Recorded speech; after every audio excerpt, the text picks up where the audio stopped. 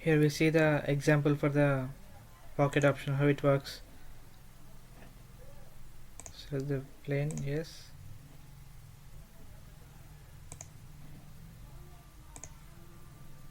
Here selected.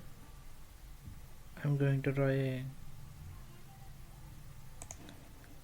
circular elongated hole.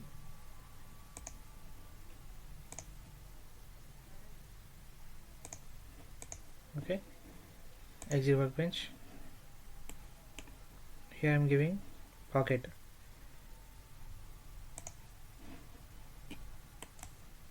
Okay, this is the option I'm using, pocket. Here I can use another way also, that is nothing but reverse direction, preview. Okay, what I have selected the profile is present, the remaining is eliminated or trimmed out.